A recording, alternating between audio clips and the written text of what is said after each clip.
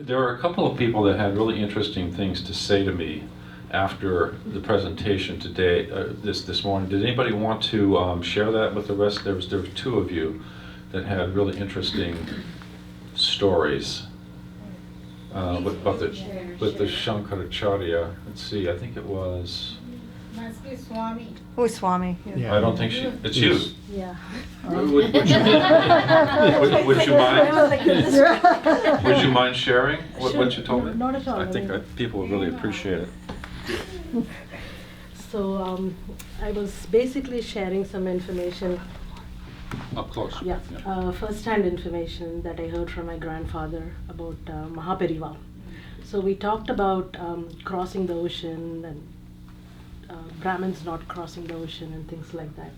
So in 1940s, early 40s, the Thiruvarur temple tank, Kamalalayam, needed to be cleaned and renovated. So which temple? Thiruvarur. It's where Tyagaraja. So they say that if you're born in Thiruvarur, you get moksha. The Kamalalayam pond is in Thiruvarur. But what part of Tamil Nadu is it? Near Tanjavur. Oh, near Tanjavur, okay. Yeah. So my grandfather, so my grandfather was very devoted to Mahapariva as well. So Mahapariva called him. In fact, when he first graduated from school, college, from Meenakshi College, Mahapariva told him to go to Manargudi and teach kids. So he used to do everythh according to Mahapariva's wish. And he's a Vaishnavite. So we come from the Embar lineage. Embar is a brother of Embar is the brother of Ramanuja. So we are called Swayamacharyas. So what happened was, but he would do everything what Mahapariva says. And so Mahapariva called him in early 40s, I think it was 41, and he said, we need to renovate the temple tank. So I want you to go to Singapore and Malaysia, and I want you to do Harikatha there, and I want you to collect donation for the tank. Harikatha is the performances? Yes, Harikatha performances, yes. Harikatha is they narrate stories. Yeah, Bhagavan story. Yeah. It's like the nurture Yes. pravachanams. Yeah, it's a little different art form where it involves music, dance, drama, and everything story. involved in certain subject of the story matter they will. Yeah. Okay. So my grandfather was very young at the time, so he said, I'm a Vaishnavite and I'm an Embar. So is it okay for me to go cross the ocean and go? And Mahapariva said, for the one who has surrendered, there is no dosha. And you don't have to do anything. So just go. And he did go. And when he came back, usually when you go to see Mahapariva, you have to take a shower and everything and go. He asked him to come directly from the airport. So the reason I wanted to share this was because, Mahapariva is seen as somebody who was very strict, adhering to traditions, but he did make exceptions. He didn't waver, he didn't move from the tradition, but he will do the prayaschitta. Correct. Mahapariva will do the prayaschitta to ward off whatever wrong is there in that doing. So I thought that was like an interesting interesting story to share. Thank you. Yeah. Thank you. Yeah, I mean, you're right. They do have a reputation for being very strict and following the traditions, but it's good to have these counter stories that show that they could be flexible depending upon the circumstance. Yeah. So if you surrender, And that's interesting what nothing you can said, that he would do it himself and sort of cover the person. Yeah. Thanks. Did anybody? There was one other person that had a interesting story to share. Maybe it was you. Yeah. So we're talking about the temple across India. So there are 8 temples from north to south, all the way from Kedarnath to Rameshwaram, aligned the same longitude, which is 79 east. Yes. So these 5 temples all come in the same exact line, along with Rameshwaram, the Mallikarjuna temple, and the Kedarnath temple. So if you zoom out enough, you would see that single line. Furthermore, if you zoom in only to these 5 temples in Tamil Nadu, you would see 3 of them in one line, which is Chidambaram, Kanchipuram, and the voice Thalam. Kalahasti. Kalahasti. And then the other leg would be Kalahasti, Tiruvannamalai, and Tiruchi in the same line. So essentially it forms a right triangle in that zoom in version, exactly to the third digit of the longitude. Yeah, so clearly there is some design in this grid. And to me, they're like nadis and generating spiritual energy at various points in India to keep this whole energetic grid going. And I'm thinking like an electrician here, but and I know it's more profound than that, but there's definitely something to that. And it's not just in India, that was in other countries as well, but in India it's just very, very clear because these temples are real generators, you know. Yeah, thank you for sharing that. Maybe we can find a map of it and put it up on the screen later on. Okay, so did anybody else want to add anything or say anything before we get started with the second part of the documentary? Are we ready? Before entering the inner sanctum, most pilgrims make a circuit around the third prakaram. They worship at an ancient Ganesha shrine just to the south of the flagstaff. The shrine was built by a popular ashram leader, Sambandha, in 1340. The large Ganesha image in the interior appears red, memorializing a tradition in which the god slays a demon. The Vimana, or roof tower, is brightly colored with images of Ganesha. This is one of 8 Vimanas above significant shrines in the first and second prakaram areas. Some pilgrims believe that these structures are docking zones for the celestial vehicles used by major Hindu deities. Abhishekams, bathing rites accompanied by Vedic chanting, are performed periodically on the roof of the inner temple complex. At the climax of these rites, the sacred waters poured on the Vimanas consecrate and draw pranic power down a silver wire to re-energize the murtis in each shrine's inner sanctum. Across from this shrine, at the end of a raised platform, is a circle where pilgrims... So, you might have missed that, but they actually have periodic abhishekams, special ceremonies that the priests perform that actually cleanse and draw new energy into the murtis. So again, this energetic grid, this spiritual force that's being drawn from the mountain and used to energize the murtis in the interior of the temple. It's a very conscious kind of activity that they're engaged in, and part of it has to do with mantras, with the chanting of mantras. But it's a whole kind of spiritual science that's behind what's going on energetically in the temple. And you see little vestiges of it. People won't tell you about it, especially if you're a Westerner. But again, it goes back to the Shiva Siddhanta foundation for a lot of this temple work and what's going on in terms of the transformation that takes place as you move through the temple. But it has to be energetically set up for it to work. How often they do that? 12 years. Every Yeah, it depends upon which images they're energizing. I'm told that for the murtis, other than the lingam itself, which is a Swayambhu lingam, so it doesn't need it, but the other murtis, it's every 10 years that they need that abhishekam. Yeah, I was very lucky to find that clip. It was on YouTube, actually. Somebody had shot it and put it up on YouTube, and one of my students showed me how to pirate something from YouTube and plug it into my production. But it's it's very difficult to get footage like that. To stand and see all 9 of the temple gopurams and Arunachala. It is considered an auspicious place for prayer and meditation. So you can see all 9 of those. Then move clockwise around the temple through an open area bordered by a beautiful gallery that runs around the third prakaram. Storerooms in the temple kitchen are found in this southeast corner of the gallery. The first hall they encounter is called Paneer, or Rosewater Mandapam. This structure is used during Vasanta Utsavam, the spring festival. This event celebrates the story of Kama, the god of love, who arouses Shiva from his meditation and is turned into ash as punishment. Later, Shiva relents and brings him back to life. A form of Shiva and Parvati known as Lord Somaskanda is carried from his home shrine in a palanquin and installed at the Mundapam. A lamp ceremony takes place there on 9 consecutive evenings during the festival. After a dance accompanied by musicians, a celestial nymph arrives from heaven to hover before Somaskanda. Part of these rites involve a procession of the palanquin around a raised platform where 3 trees stand.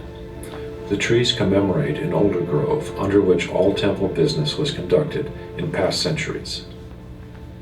Today, pilgrims hang boon cradles on the tree made of cloth weighted down with a stone. When there is wind, they resemble baby cradles swinging in the breeze. Pilgrims do this to petition Shiva for healthy children. When a baby is born, they bring the infant to the temple in a cradle like this, remove the boon cradle, and make an offering. So some of you are probably familiar with this tradition, but I noticed that during Deepam, there were literally thousands of people carrying these boon cradles with the sugar cane to sort of thank Shiva for the birth of a healthy child. And you'd have kids everywhere from 6 months to maybe 2 years being carried in these boon cradles. And sometimes they would actually follow the chariots on the day that I think it's the 8th day of the festival, and they would actually carry the chariots in front of, or carry the children behind, alongside, and in front of the chariots, because it was considered to be an especially auspicious time to do that. And out in front of the temple, they had this huge, it's kind of like a Christmas tree lot, in the West, except they were selling these large sugarcane things, and people would buy them, and then they'd put a sari on it, and then put the child in it and carry it around. The whole family would participate in this ritual. Does anybody have any insight into other aspects of why they were doing that, or why that was is that a popular tradition in other parts of India? Carrying the child around in a... Depends on the various temples. Here it is a tradition like that. In the temples around my place, like they keep It the doesn't child. happen in all communities, Yeah. only in specific areas of the Tamil Nadu. Only in specific areas of Tamil Nadu, okay. So And probably in these auspicious shtalas like Annamalaiyar, because it'll have special potency and it's a place where Shiva is so perfectly present. So continuing in other Shiva temples near my place in the other state called Karnataka, where they keep the baby and they put jaggery, sugar cane, and they weigh that amount of jaggery, and then they give it to the temple, or the amount of rice. Oh, really? Yeah. And that's kind of like an offering, Yeah, a in Thanksgiving Kerala offering. also. The weight of the baby. Oh, the weight of the baby. That's called Mundapam. It's performed in Guruvayur temple. Guruvayur temple, you are right. Ah, They give bananas. Banana. like but they have to weigh the child, and then you make pay the... the banana. Yeah, Lord rice, Krishna's temple. rice Brown and depends. sugar. Ah, Yeah. yeah. Great, thanks. They make a vow and then Make a vow, right. Vrata. banana or coconut, whatever. Yeah. Okay. I was curious about the babies. I'd kind of look over there and see how the babies were doing. Sometimes they were like happy, and sometimes they were crying. Sometimes they were asleep.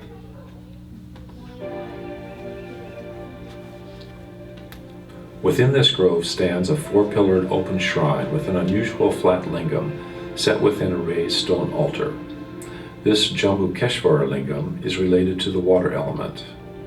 During the spring festival, the lingam inset is filled with water and flowers, and the lingam appears to float in its floral frame. Also on this platform are various shrines to Dakshinamurti, the youthful sage whose silent teaching brings mature disciples to final liberation. So remember, we're in the 3rd prakaram now, so Manamaya Kosha, the mental sheath. And the main purification that has to take place at this point is to have that outward reactive mind turned inward. All right, so it's interesting that you have these statues, two statues to Dakshinamurti here, right? And he's the silent guru, and basically communicating to the four sages that they have to turn the mind inward and not be enthralled to the world of name and form. So this is the purification that's taking place in the Manomaya Kosha, and there's all these reminders in that area of that inward turning that's necessary in order to go into the deeper levels of the self. The god sits serenely with his right hand in the Chin Mudra pose, indicating the union of the human soul with Shiva. Next to the platform stand 4 stones. One of the stones bears inscriptions related to the Vijayanagar kingdom, which ruled between the 14th and 16th centuries in parts of South India. Inscriptions like these give important clues concerning temple history and patronage. To the southwest is the famed Kalyana Mandapam, an ornate wedding hall that is mainly open during the March full moon festival. This feast honors the marriage of Shiva and Parvati, and thus the dharma of marriage and the life of the householder, the second stage of life in Hinduism. The hall is also opened during the Deepam and Navratri festivals, when the 5 major temple deities are brought here for Arti. The interior of the hall is akin to a Tamil art gallery, with its elegant pillars, hangings, and paintings of stories from the Puranas and the Mahabharata.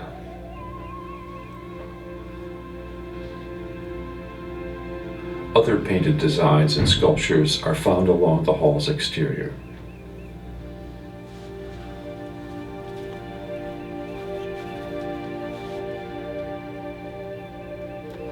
So even though it's called the marriage hall, the only marriages that take place are divine marriages there. You're not going to have regular marriages. Those take place in the 5th Prakaram. Remember that off to the left when you first come in, there's this whole area where marriages take place. And the Kalyana Mandapam also, marriages take place there. But this is only for the Panchamurtis, right? This marriage hall. But has anybody had a chance to go inside of there? It's opened up during Deepam, and you can go in there and spend time, and it's really an incredibly ornate. It's like a museum, of Hindu art, and a lot of the art is painted. It's sort of murals painted on the walls, and some of them are quite old, but encompass all of the rich mythology of the temple. So if you get a chance, if you're ever there during Deepam, or the March festival, the marriage festival, definitely go to that marriage hall, because it's really an incredible aesthetic expression. This was the first time I was able to go into it. I mean, I was able to look in, and it's kind of dark and it's hard to see, but when it's all lit up, it's really impressive. Turning back to the central shrine, pilgrims see these painted Nandis along the roof line, facing Arunachala, the Mahalingam of the area. As pilgrims continue their circuit around the 3rd Prakaram, they come to the temple's west side Gopurams. From this perspective, pilgrims can see both the towers and Arunachala looming behind them. The outer tower is the 7-storied Pei, or Ghost Gopuram, finished in 1516. It stands 144 feet high. This name references the wild, uncultivated land on the mountain's west side, in comparison with the cultivated east side. The Dvarapalikas, or doorkeeper guardians, can be found on each story of the tower. Both the Pei and West Katai towers have elegant sculptures of gods and guardian deities. This is Shiva and Parvati on their Mount Nandi. Bhairavar, with his weapons and dog-like canines, stands guard over one tower corner. At the west end of the 3rd Prakaram, there is a shrine believed to house the samadhi of the great Siddha Adhikara. Though some claim that the samadhi is located near the temple Goshala, others insist it is here, at a shrine dedicated to Shiva as the great yogi of Arunachala, Arunagiri Yogeshwara. The site consists of a 4-pillared mandapam, a Ganesha Murti, a pedestal, and a small image of Yogeshwara within the shrine itself. Tradition has it that from underneath this Mandapam, there is an underground passage leading to Annamalaiyar temple on the western side of the mountain. Local legends tell of a hidden city within the mountain, populated by great cities, saints, and yogis. So some of you are probably familiar with these traditions, and I know that Bhagwan referenced them on occasion. So supposedly there was an underground tunnel or passageway between Annamalaiyar temple and the Annamalaiyar temple. And that's supposedly the entry point, is underneath that little shrine there to Yogeshwara.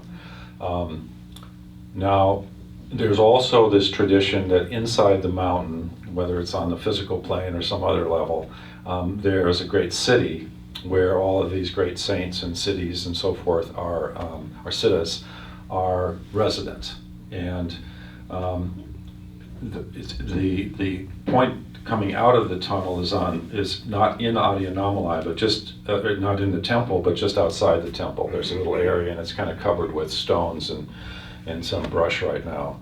But apparently, and some of you probably know this story better than I do, and if you do, please share it. But my memory is that when Bhagwan was asked about it, because he had referenced it on occasion, when he was asked about it, he told people in no uncertain terms, don't try to go into that tunnel.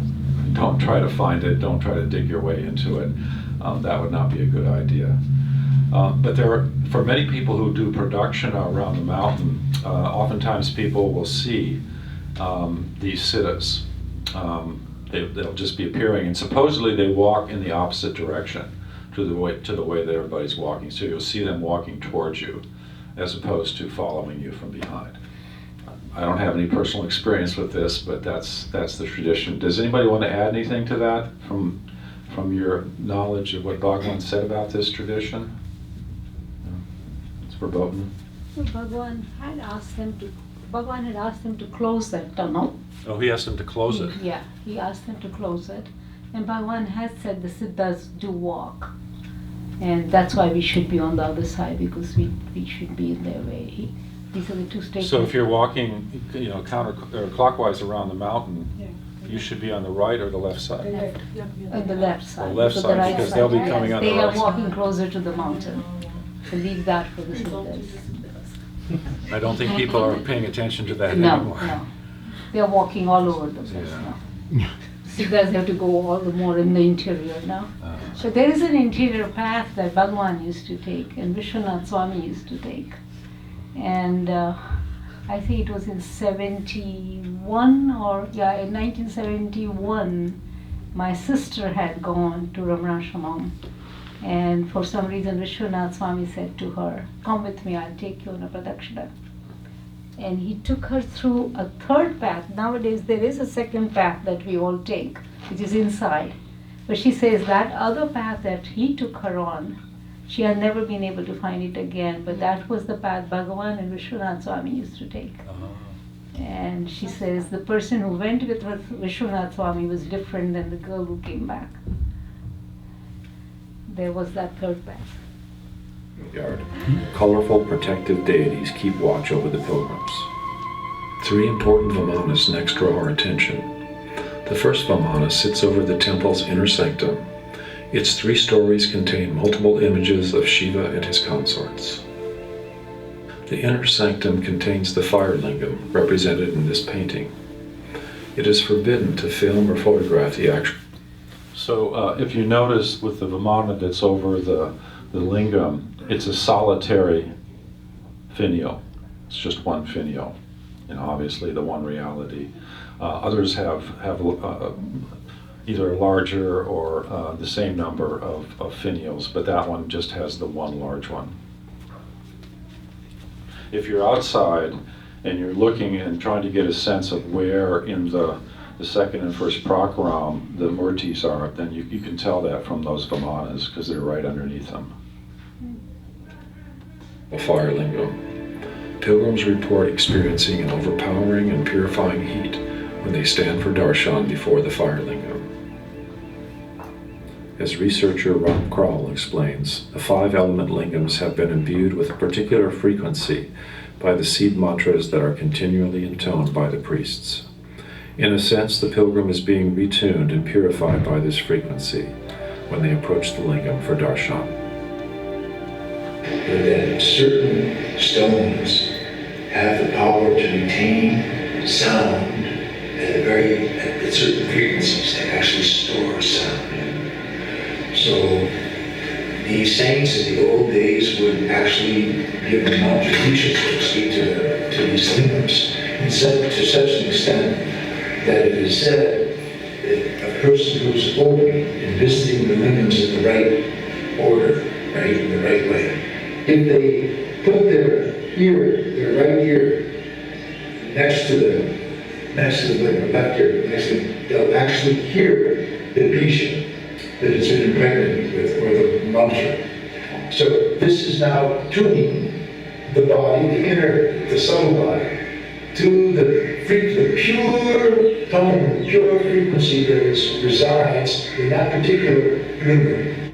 The second Vimana sits over the interior shrine of Dakshinamurti, the young sage who silently teaches final liberation beneath a shaded tree. So just to reiterate what Ram was saying there, this is again part of the Shaiva Siddhanta tradition, right? That the lingams have been imbued with a particular sound vibration or an energetic signature that's constantly reinforced by the reciting of mantras. And so there's a vibrational frequency that's emanating, at least according to Ram, from those lingams. And that has a profound effect on people who are there for darshan, depending upon how much time you spend there. But there's definitely a vibrational quality that's emanating off of those lingams.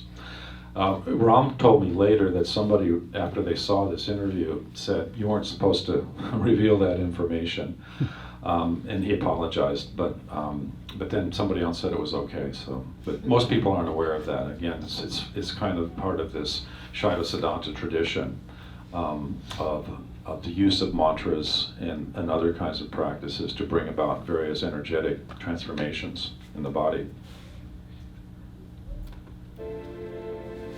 The third important Vimana, the Nataraja, sits at the northeast side entrance of the Shiva Sannidhi and features various images of Shiva Nataraja.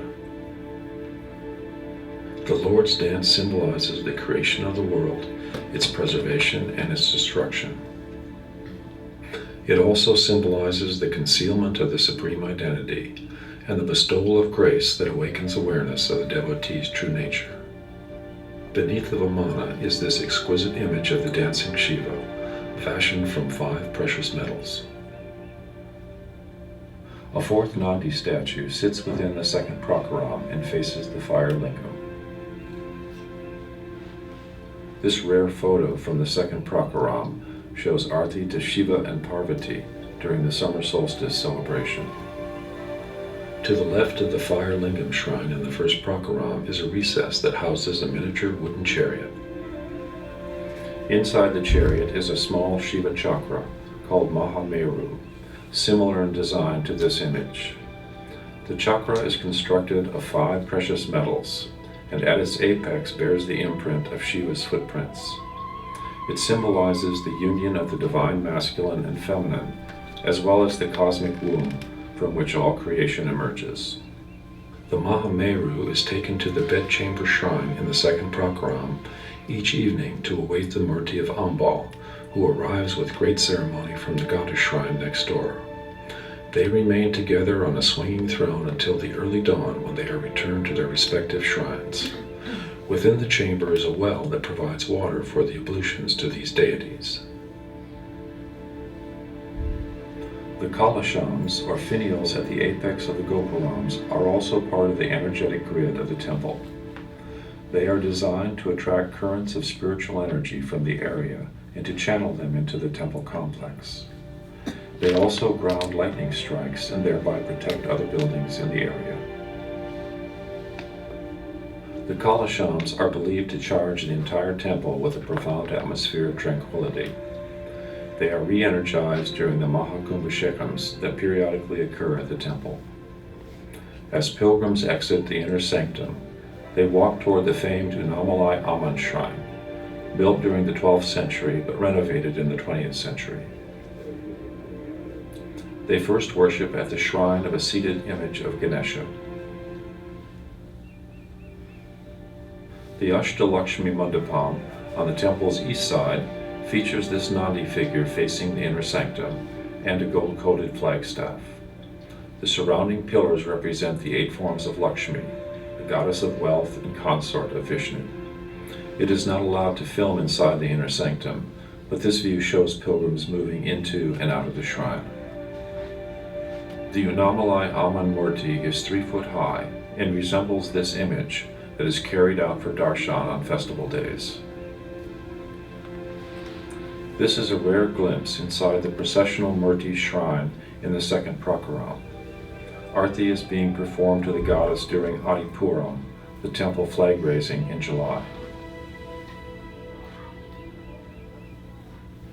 The Murti of Chandrashekar, a famed devotee of Shiva, also sits within the inner shrine.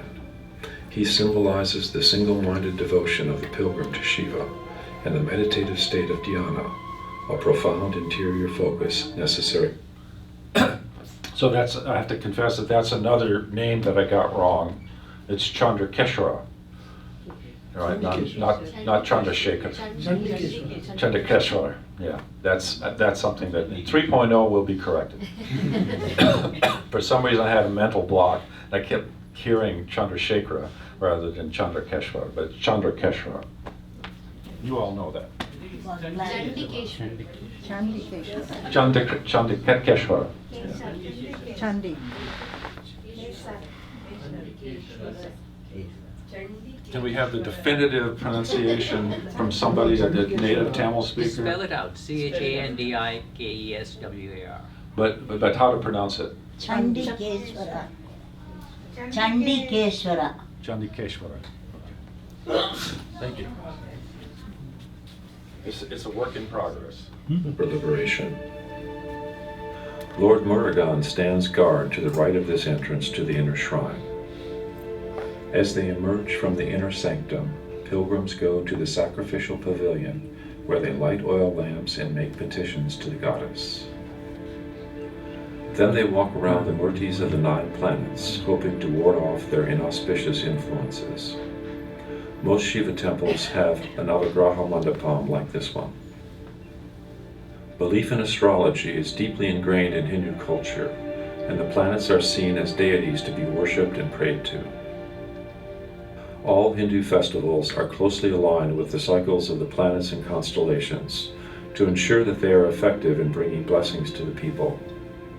The Vedas and the Tantric Agamas clearly state that the welfare of the country depends on the annual celebrations of key religious festivals such as Adipuram, Holi, and Deepam. Emerging from the Mother's Mandapam, pilgrims walk toward several other important shrines in the 3rd prakaram. The first shrine they come to on the north side of the courtyard is the Kalahasti Shrine. The shrine is dedicated to the element air and commemorates the Shiva temple at Kalahasti in Andhra Pradesh, one of the 5 element temples. The Nandi statue in the hall is unusually elongated and has short horns. Pilgrims make their petitions by whispering in Nandi's ear. Nandi then acts as a messenger, conveying the prayers to Lord Shiva. Some pilgrims will close one of his ears while whispering into the other, to prevent the wish leaving through the other ear. Pilgrims are careful not to stand in between Nandi and Shiva while making petitions, so they approach him from the side. The figure above the entrance is Kanapar, one of the 63 Shaivite saints of Tamil Nadu. From a young age, he worshipped the air lingam of Kalahasti. Once during puja, Kanapar noticed blood and tears coming from one of the lingam's eyes. Thinking it was injured, he plucked out one of his own eyes with an arrow and placed it on the eye of the lingam. Although this stopped the bleeding in the one eye, he then saw that the other eye had begun oozing blood. He resolved to give Shiva his other eye, but first put his foot over the injured eye of the lingam so that he would know where to place his eye. Lord Shiva saw Kanapar's devotion and restored his vision. From this time forward, Kanapar became one of the 63 Nayanars, Shiva's most arduous devotees. Just to the right of this shrine is the Yagasala Shrine. Each time the Panchamurtis are taken out for darshan during Deepan, they are brought before this shrine and given a protective black marking on their foreheads made of ash and butter.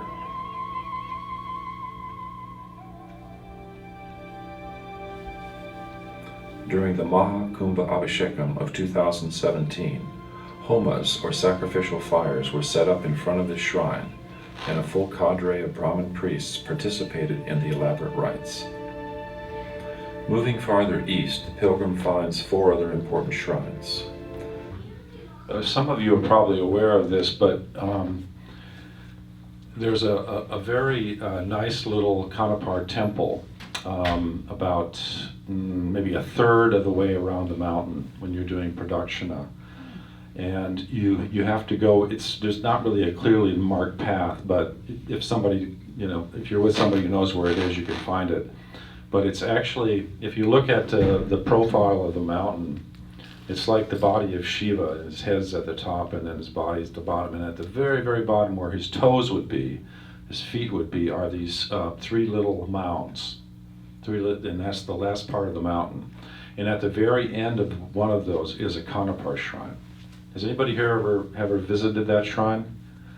There's usually a priest that is presiding over the ceremonies there. And if you go during the day, then you're gonna have to deal with monkeys, because they'll be coming after you for whatever food you've got. They'll steal your rucksacks. Is that the temple that has like these huge statues of The stairs, lots of stairs. No, you're talking about Pachimankur. I think that's a different one. with horses and then there's like Yeah, no, cars? that's a different one. That's you're thinking Panchayaman on the other side of the mountain. Yeah. No, this is kind of a small shrine, but you go up the stairs, You go up a lot of stairs. and then there's some boulders behind. Yeah. But it's a wonderful place to go if you're You doing. have to be careful, you have to walk, you could do a production around it, but you gotta be really careful, because it's not taken care of that great. Yeah. But that, if you have a chance, particularly doing pradakshina during the full moon, go in there about 11 or 12 at night and just sit there in the Kanapar shrine. And it's a there's a nice Shakti in there. Yeah, I think you have to go through a gate to get through into it. That's right. Yeah, there's a little gate. Yeah. But it's overgrown with Yeah. vines and thorns, and so And lots of monkeys. you have to be creative to get back in there. The first is the Pitari Almond Shrine to the goddess Pitari, the fierce aspect of the mother goddess.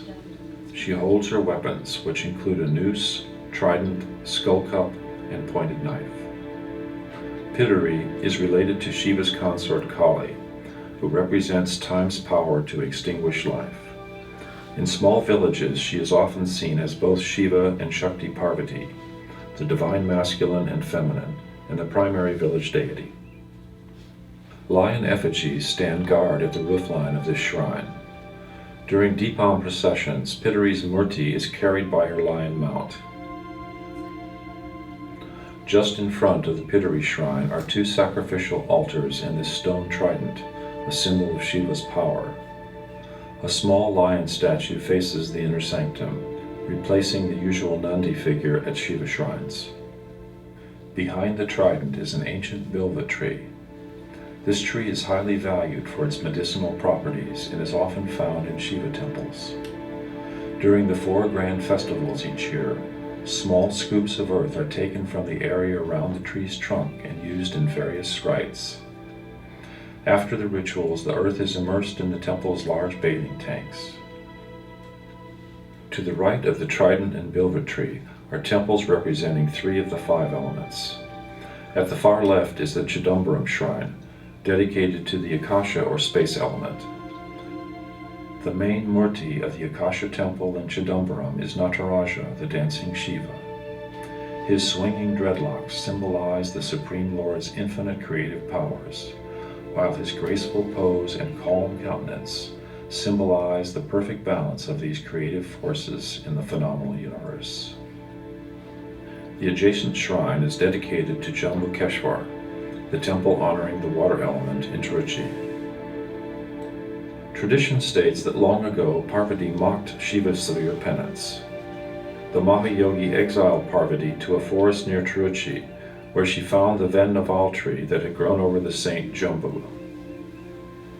She created a lingam from the river water and worshipped it under this tree until Shiva relented and taught her divine wisdom. To the right of this temple is a shrine dedicated to Ekambareshwar, the temple honoring the earth element in Kanchipuram. According to tradition, Parvati was worshipping a sacred sand lingam in Kanchipuram when a nearby river overflowed, threatening to destroy it. Parvati cradled the lingam to protect it, whereupon Shiva appeared and married her under a nearby mango tree.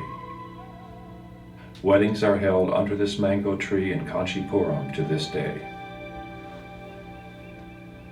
Including the fire lingam in the inner sanctum, all 5 elements are represented in this temple, demonstrating their importance for pilgrims.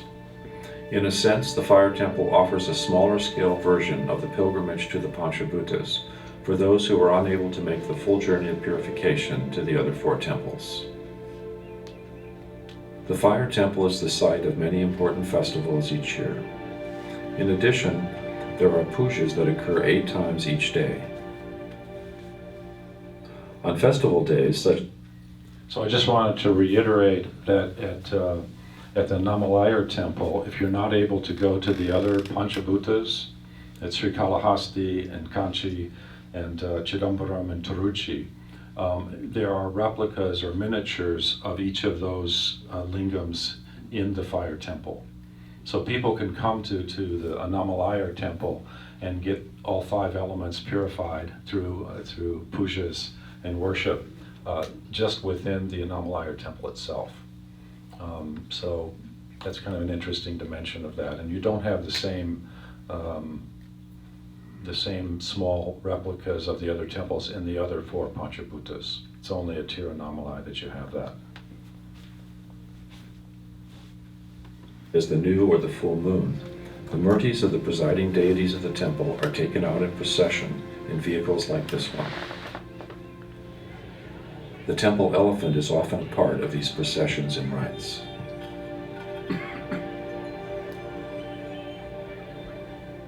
The 5 main deities of Tiruvannamalai are Annamalai Natar, Annamalaiyar Ambal, Ganesha, Murugan, and Chandrashekar, Shiva's steward. Their murtis are carried through the 4 streets surrounding the temple during the morning and night of festival days. The most important festival at the fire temple is Kartigai Deepam, which occurs over a period of 10 days during the Tamil month of Kartigai. The oldest existing work in Tamil literature, the Tholkappiyam, mentions this fire-lighting ritual. The many thousands of pilgrims who flood into Tiruvannamalai during Deepam believe that this divine fire destroys the darkness of egotism and ignorance and grants spiritual illumination to pilgrims.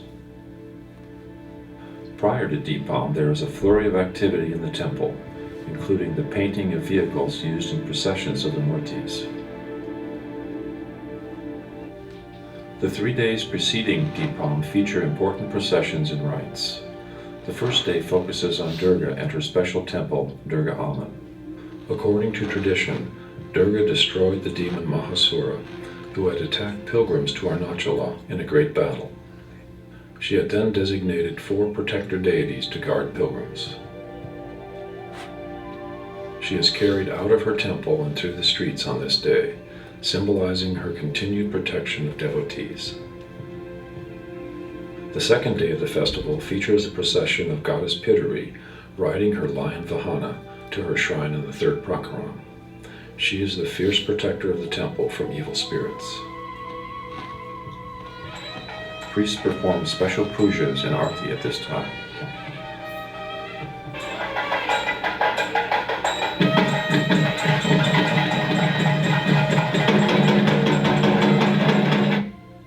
On the 3rd day, the Seva Sangam of Chennai travels to the temple to donate the deity umbrellas used during Deepam's processions. Many different organizations donate time and materials to assist with this annual festival, which can draw as many as 1.5 million pilgrims. Also on the third day, murtis of Ganesha and Chandrashekar are taken on processions through the temple. Periodic. I said 1.5 million. This past Deepam, I think I just met somebody who was there for it, but it was beautiful weather, clear, no rain threatening or anything, and the officials said that there were 2.5 million people that showed up for Deepam. And you know, those of you who have been there, it's probably a town of about 150,000 people. So you can imagine the logistics of trying to service 2.5 million people over basically a 48-hour period. It's quite remarkable. Actually, we were there during Deepam, and we did Girivalam on the Deepam day. Yeah. And I tell you, it was such a wonderful experience, walking with everybody, Yeah. It was so nice. No vehicles, nothing, everything is parked outside. You can, only the pedestrians are allowed. So it was such a wonderful experience. Yeah. Well, maybe we saw you because we were walking it too. So nice. Yeah. And especially when you can see the full moon against the silhouette of the mountain. So nice. Yeah, it's really beautiful. And somehow everybody gets along, 2.5 million people thronging. I mean, everybody's sort of... 2.5 is little exaggerated. I think... You think they're puffing up the numbers? No, it's 1.5 million, but it was all floating, not at any particular point of time. They were coming, walking around. Right, yeah. So it's like a 48-hour period and people come and go. Yeah. So it was not like, it was packed. But it's not like they've got a great infrastructure for transportation there, So, they're coming in buses, on foot, a few people by train, some people by taxi. I mean, it's just amazing that they're able to bring that many people in. With children, they're carrying children with them, their luggage, still doing the pradakshina. In the bhakti element is so high there. Yeah. I'm sure some of you that are here have had a chance to do the pradakshina at various times during the year, but when you can do it during the festivals, the big festivals, the full moon and Deepam and some of the other festivals, it's really, like you say, the bhakti is so overpowering. I just want some. I've never been in Tiro during the Deepam festival. What are the best advice those who have been for a person like me to go to Tiro during that festival, because the crowds, and where am I gonna stay? I can't stay with the ashram because they close. So no, they don't close. They don't close. You just well, have they to don't make a close the reservation. ashram, but they don't. There's no rooms. Right, so you have to make a year in Yeah. advance reservation. Like now. But you see how important it is as a center for the town, right? For the people of the town and the locality. That's the spiritual center, and people are constantly engaging with it and working. And then, of course, you have pilgrims coming from all over the world as well. They stop for arti and adornment here at the Yagasala Shrine.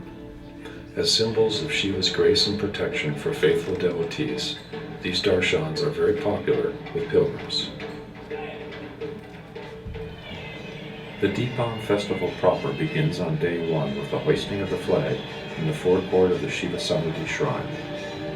This particular flagstaff was installed during the 2002 Mahakumbha Abhishekam, a major renewal of the temple that happens every 12 years. Some traditions state that the person who raises a flag above a temple attains a divine body and can keep company with the gods.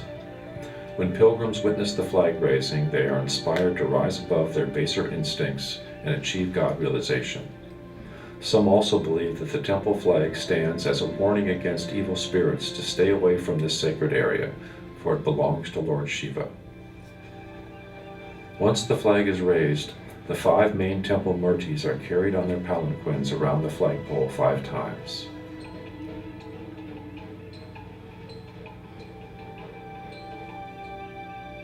They then are carried to the Adhikara Mandapam at the east end of the temple for darshan. After a procession around the outer streets of the temple, the Panchamurtis are installed in the marriage Mandapam with appropriate worship rites. This will be their home for the next 10 days, and pilgrims passing by the Mundapam can receive their darshan. At the beginning of any significant festival, pilgrims break coconuts in front of the murti of a deity. The coconut is seen as the fruit of the gods, and breaking it open symbolizes the destruction of the hard shell of ego. Once the shell is broken, the white meat is exposed, symbolizing the purity of Atman, the divine nature of the Jiva. Coconut water is the purest form of water in India and serves as a proper offering for these pujas. The rite expresses the pilgrim's hope that by partaking in the various Deepam rituals, divine knowledge will arise. The vahanas used for the evening processions on this first day include Adhikara Nandi, a second form of Shiva's mount. In this form, Nandi is a bull-headed human resting on one knee. He holds a battle axe in his right hand and an antelope in his left. His two other hands are folded together in a gesture of obedience and devotion. He was given the title Adhikara Nandi to indicate that only with his permission can one enter Shiva's sacred precincts. A second vehicle for the evening processions is Anapakshi, a white peacock that lives in the heavens and symbolizes purity, beauty, and divinity. The Shakti goddess, representing the female powers of creation. So for those of you who are not familiar with the tradition, every deity has a vehicle that they ride during their exploits, during the various episodes that happen in the Puranas. And so when they're doing a procession of the murtis around the temple, they have to ride their vehicle. And that's what these vehicles are. And of course they all have deeper symbolism in a connection to various aspects of the supreme deity. Excuse me. Annapakshi is swan, not peacock.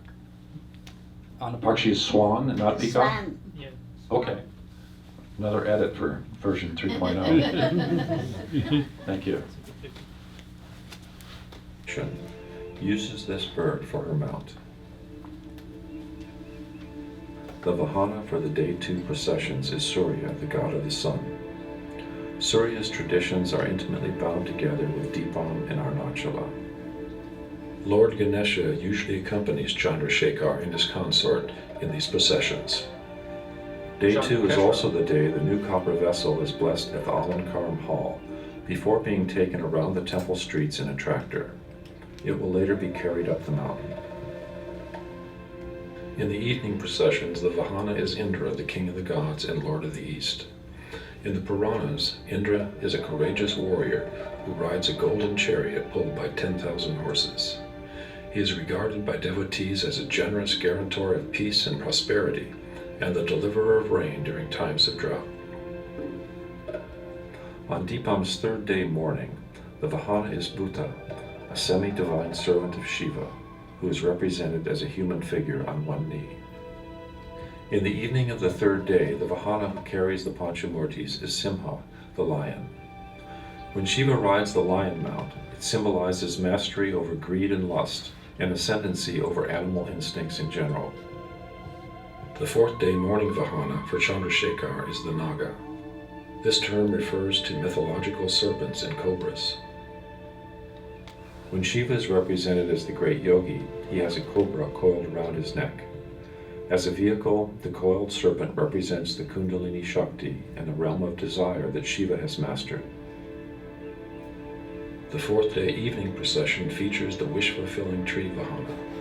It represents Arunachala's grace and his granting of blessings to his devotees.